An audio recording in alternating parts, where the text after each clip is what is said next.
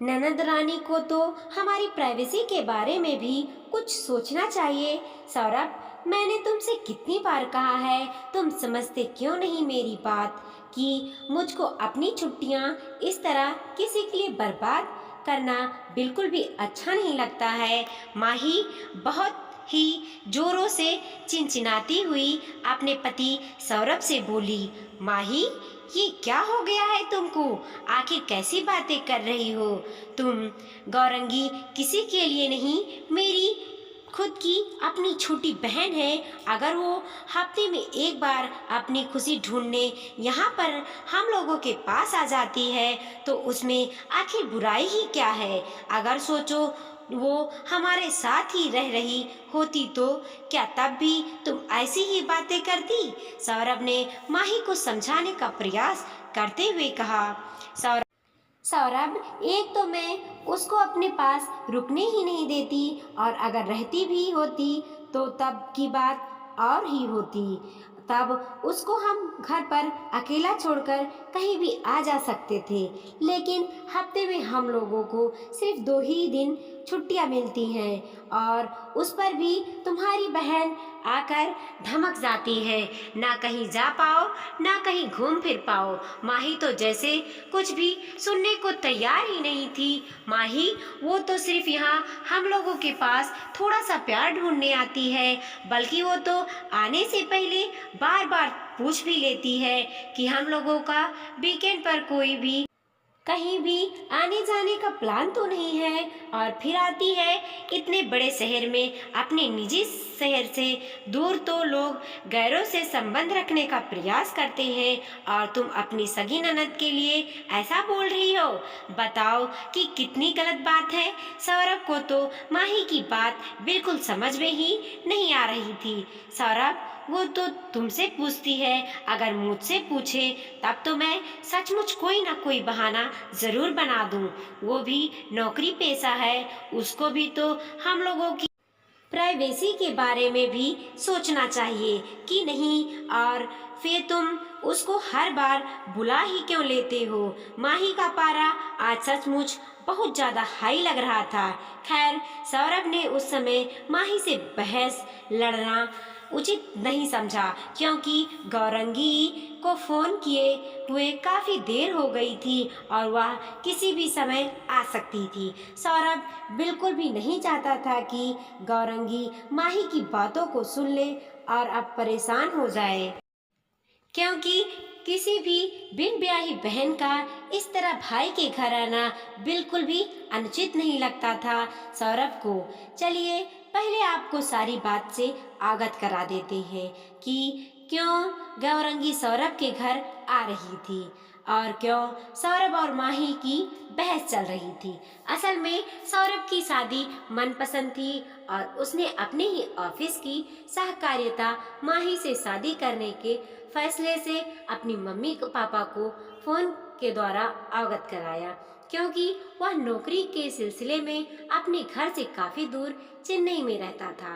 सौरभ बेटा, जब से तुम्हारी नौकरी लगी है तब से तुम्हारे लिए जैसे रिश्तों की भरमार लग गई है। तुम जल्दी से शादी के लिए हाँ कर दो, और अगर तुमने खुद ही कोई लड़की पसंद की हो तो बता दो, हम लोग सहर्ष स्वीकृति दे देंगे। अनुराधा ने बिना किसी लांग लपेट के कहा, क्योंकि वह इस जमाने की पढ़ी लिखी समझदार महिला थी और पति सुभाष को भी इस बात से कोई आपत्ति नहीं थी। तो उन्होंने भी अनुराधा की हाँ में हाँ मिला दी। हाँ भैया, सही बात, आपने सचमुच हमारे लिए भाभी पसंद कर ली हो तो फटाफट उनकी फोटो भेज दीजिए। मैं तो अपनी भाभी से मिलने के लिए बेकरार हूँ। तभी पीछे से छोटी बहन गौरंगी बोली, जो कि खुद बीटेक कर रही थी और उसका अंतिम साल था। और तभी सौरभ ने मम्मी पापा की बातों को मानकर माही के साथ शादी करने का इच्छा जाहिर की, क्योंकि उसको माही बहुत पसंद थी। माही के मम्मी पापा भी इसी जमाने के थे, तो उनको भी इस शादी से कोई आपत्ति नहीं थी। इसीलिए जल्द से छिटमंगनी पट ब्याह हो गई। माही ससुराल में 10-15 दिन रही और फिर सौरभ के साथ वापस चेन्नई आ गई। वह दोनों ही अपने निजी जीवन से संतुष्ट थे और खुशी खुशी अपना जीवन यापन करने लगे। सौरभ बेटा, बहुत बड़ी खुशखबरी है।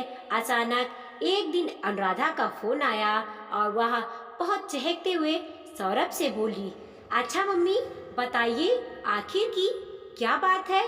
सौरभ ने भी खुश होकर पूछा, क्योंकि वो जानता था कि अगर मम्मी इतना ज्यादा खुश हैं तो कोई ना कोई बहुत ही खास बात होगी।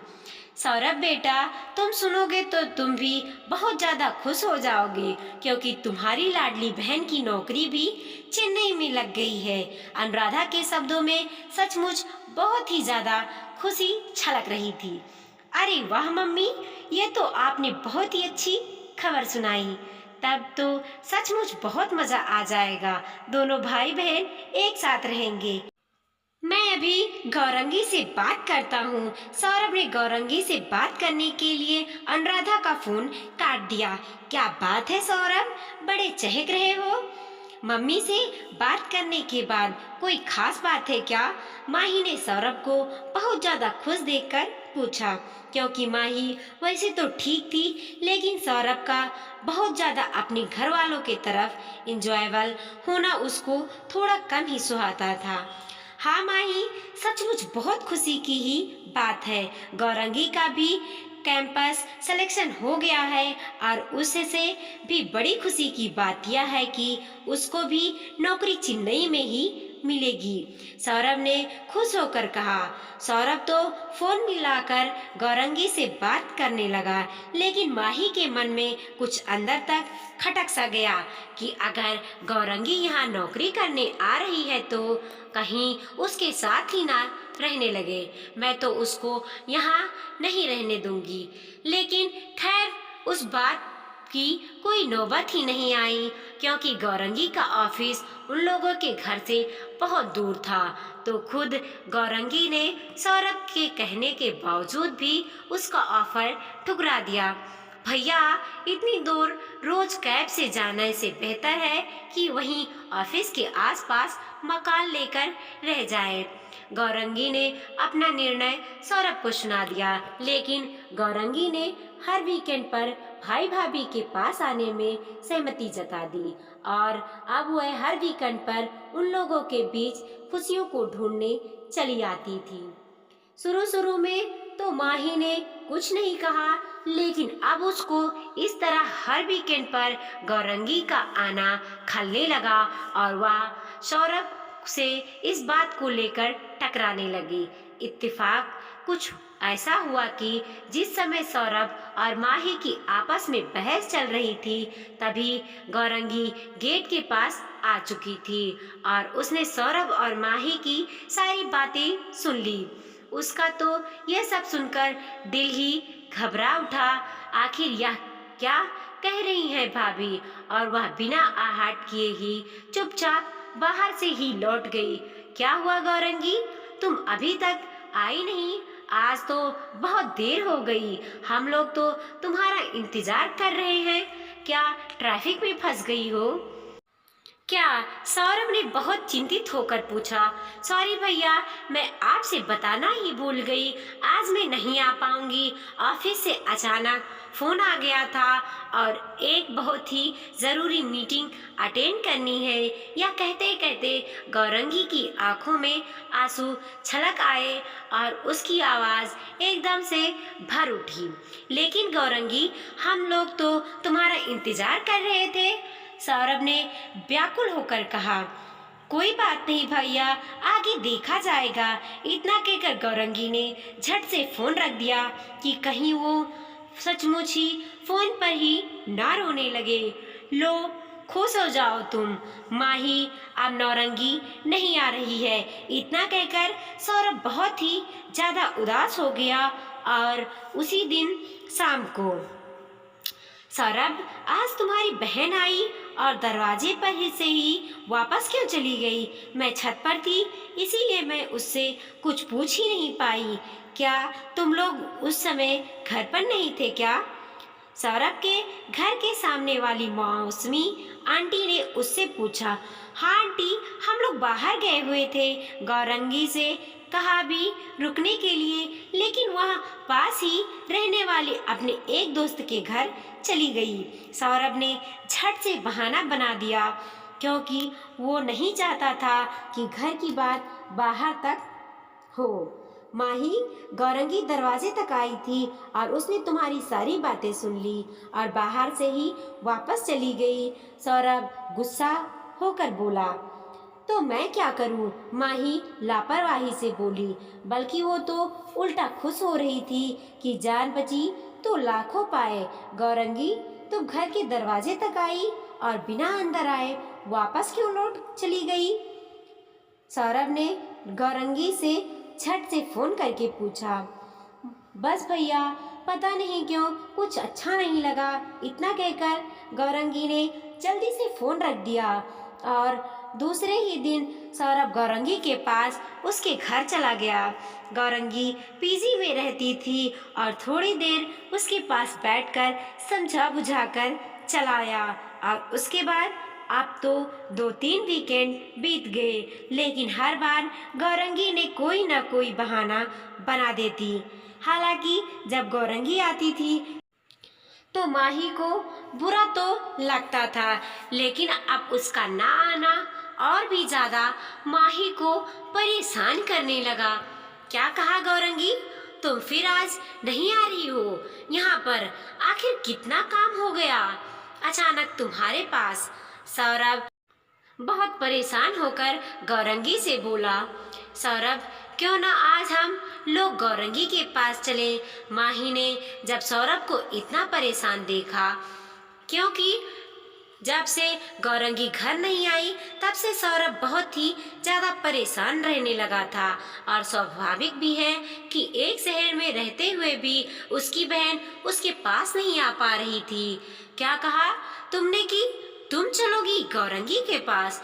ये तो सूरज जैसे पश्चिम से निकल रहा है, तुमको ही तो उसका यहाँ पर आना बिल्कुल भी अच्छा नहीं लगता था। सौरभ आज पहली बार बहुत ज्यादा चिढ़कर बोला माही से। सॉरी सौरभ, मुझको माफ कर दो, मैंने सचमुच बहुत बड़ी गलती की। लेकिन जब मैं कल अपने मायके गई और भैया भाभी के साथ ये बहस करते हुए देखा कि मैं अक्सर ही बिना बताए मायके क्यों पहुंच जाती हूँ उन लोगों के पास। माही का मायका उसी शहर में था।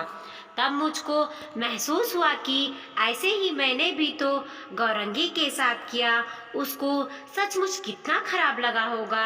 आज माही की आंखों में अपने कर्तव्य को लेकर आंसू थे। ठीक है, चलते हैं, शायद गौरंगी को तुम भी कुछ समझा पाओ। सौरभ ठंडी सांस भरकर बोला और शाम को माही सौरभ के साथ उसके घर पहुंची और उससे माफी मांगने लगी। गौरंगी, प्लीज मुझको माफ कर दो, मुझसे गलती हो गई। माही की आंखें छलक रही थी। भाभी, मैं तो बस 2-3 दिन के लिए मायके का एहसास ढूंढने आती थी, लेकिन शायद मैं गलत थी। मुझको आपकी मर्जी के बगैर आपके घर में नहीं आना चाहिए था। गौरंगी भी बहुत परेशान लग रही थी। गौरंगी, प्लीज, मैं अपनी गलती मान रही हूँ और अब उस मायके के दरवाजे तुम्हारे लिए हमेशा हमेशा के लिए खुले रहेंगे। तुम्हारा जब जी चाहे तब तुम अपने घर आ सकती हो, क्योंकि वह तुम्हारा घर भी है। माही ने गौरंगी को कसकर अपने गले से लगा लिया। थैंक यू भाभी। और गौरंगी भी माही से कसकर लिपट गई और पास ही खड़ा सौरभ सोच रहा था कि अंत भला तो सब भला। वीडियो पसंद आया हो तो लाइक कीजिए, कमेंट कीजिए और अपने दोस्तों के साथ जरूर शेयर कीजिए। चैनल पे नए हैं तो प्लीज सब्सक्राइब कीजिए।